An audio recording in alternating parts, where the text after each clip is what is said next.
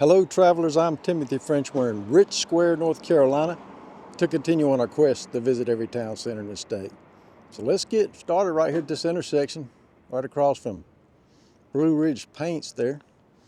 Got a duck through gas station on the other side there where they're putting some Budweiser beer on a trailer to be hauled in there, a little cart. There's a look out of town. Looks like they've torn down a couple of buildings here. Chinese restaurant out there. And tore down one where I'm standing, and they got a mural on the wall here showing them baling those fields of cotton up. Yeah, we drove through a lot of those this morning, and most of them are brown now. They've got most of it up by now, and we're going headed into the winter months, so they're finishing up there. But this is an interesting town, so let's get started. First people to settle here were Quakers, and they were the majority in this town for a long time. And I have read that the Quakers did not believe in slavery, so that was a good thing. But I think over the years, they fell into the majority.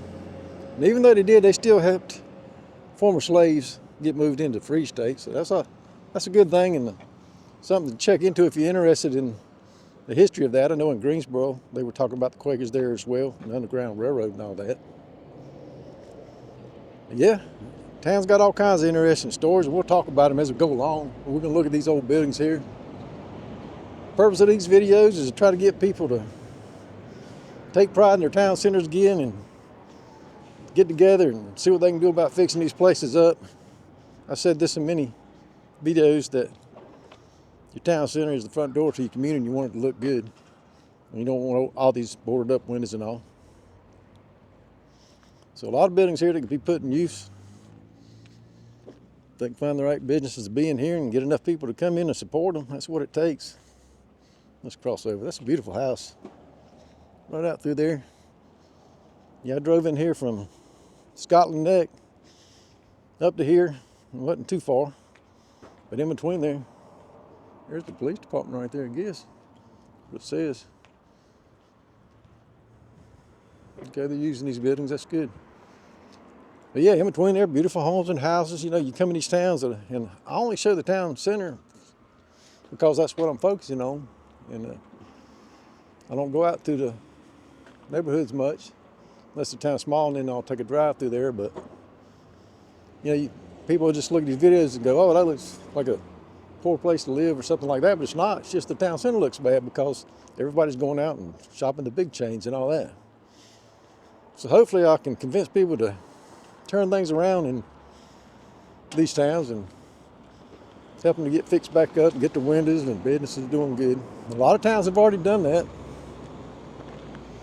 And it appears they might be trying to do that here by taking a lot of these corner buildings out.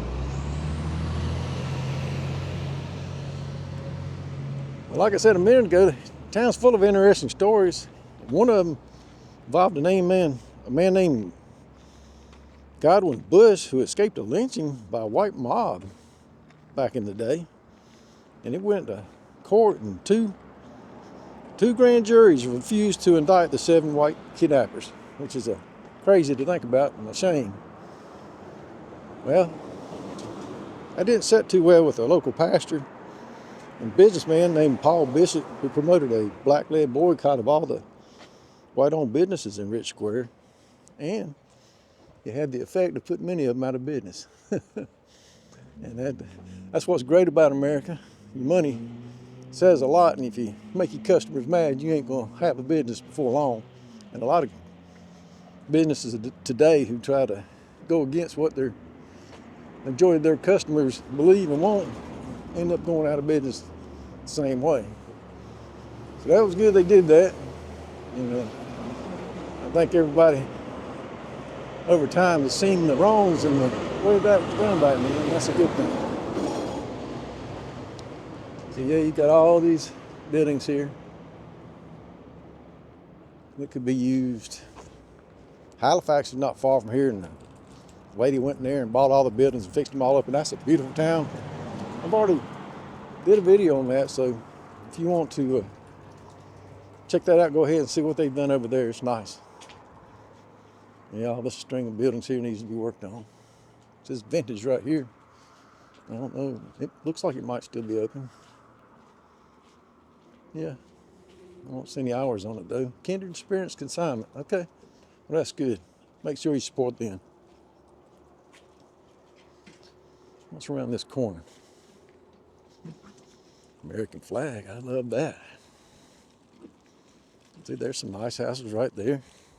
Just right outside of the town that looks run down, and then you come out here and it's beautiful. General Walter Boomer, born in Rich Square. General Boomer was the commanding general of Marine Central Command and 1st Marine Expeditionary Force during Persian Gulf War. Talks about him. Yeah, that's cool.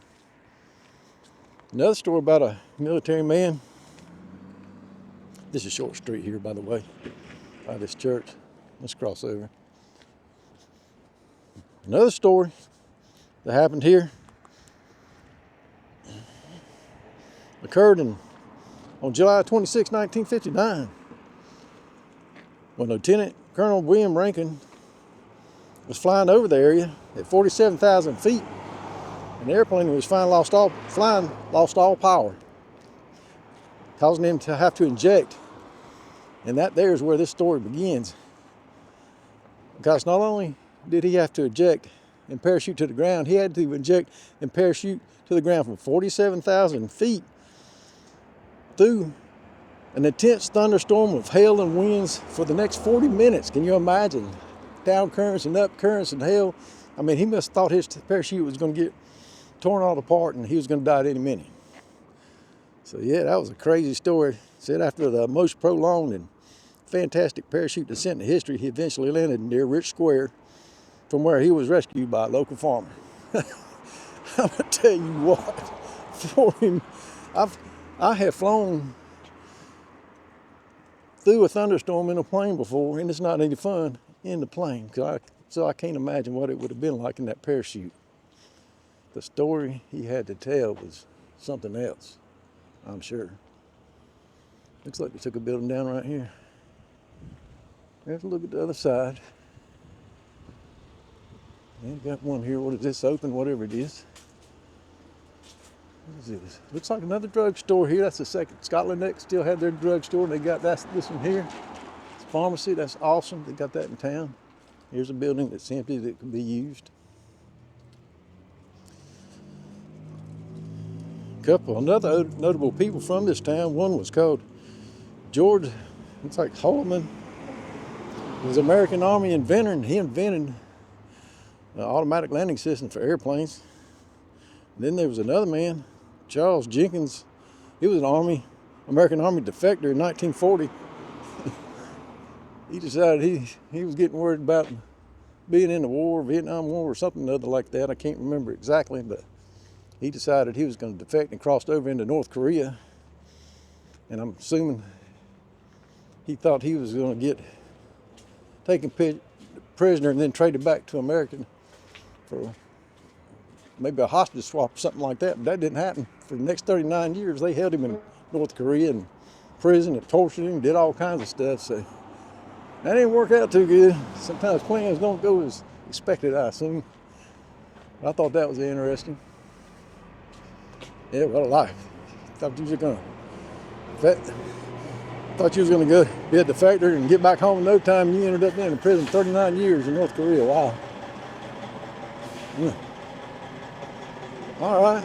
Well, here's that Blue Ridge Paint and Farmers Market supply we had here. Looks like a great little store. Got Santa Claus in the window. Yeah. Almonds Feed Supply, hunting and fishing supplies. He's loud. Yeah, let's cross back over. Something else I'm going to start doing in these videos, I think, is a little section I call Southernisms. Because I know I have people watch my videos from around the world, and I can be hard to understand at times.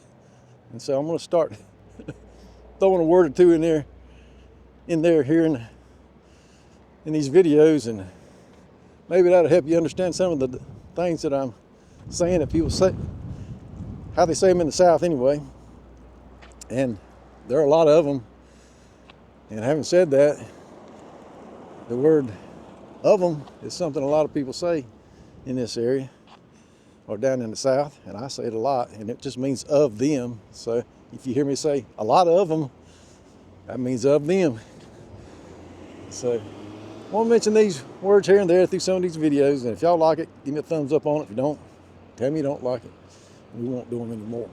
But I know I can be hard to understand at times, especially when I get talking fast. So anyway, there's that one, and I'm going to end this town center video here where we started at Blue Ridge Paints, Rich Square, North Carolina. Hope you enjoyed this walk and talk tour of the town center. If you did, I appreciate it. If you like, subscribe, and share. Y'all take care.